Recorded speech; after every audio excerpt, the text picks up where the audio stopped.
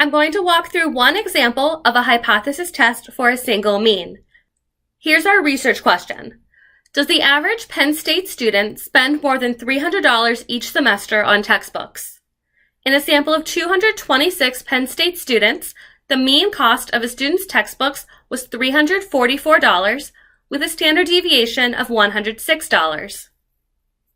From this scenario, we can see that our sample size, n, is 226, our sample mean, x bar, is 344, and our sample standard deviation, s, is 106. Step 1, check assumptions and write hypotheses. Our sample size is greater than 30, so we can use the t-distribution to approximate our sampling distribution. We want to know if the average is more than $300. This is a right-tailed hypothesis.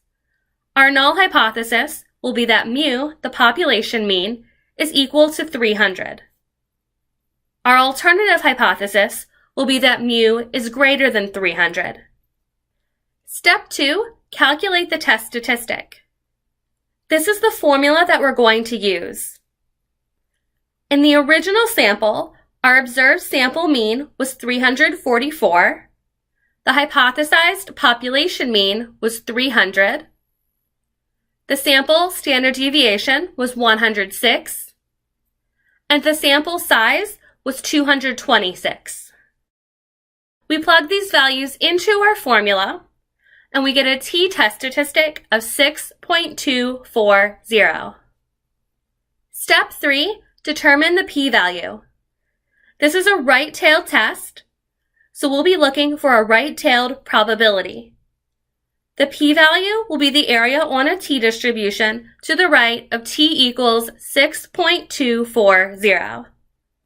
Before we can go to Minitab Express to make that t-distribution, we need to calculate the degrees of freedom. For a one-sample mean t-test, the degrees of freedom are equal to n minus 1.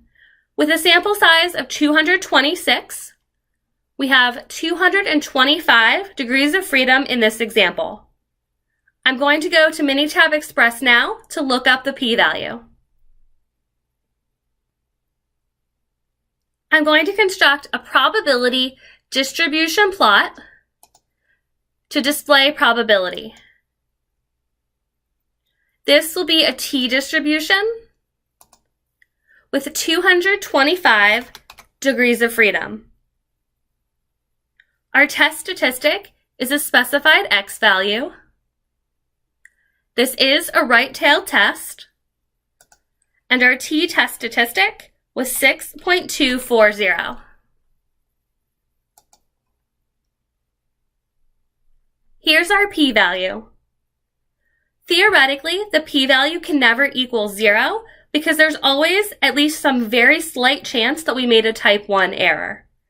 I would write this as p is less than 0.001. Step 4, make a decision. The p-value was less than the standard 0.05 alpha level. We reject the null hypothesis. This means that our results are statistically significant. And step 5, state a real-world conclusion. We go back to the original research question. Does the average Penn State student spend more than $300 each semester on textbooks? The answer to this question is yes.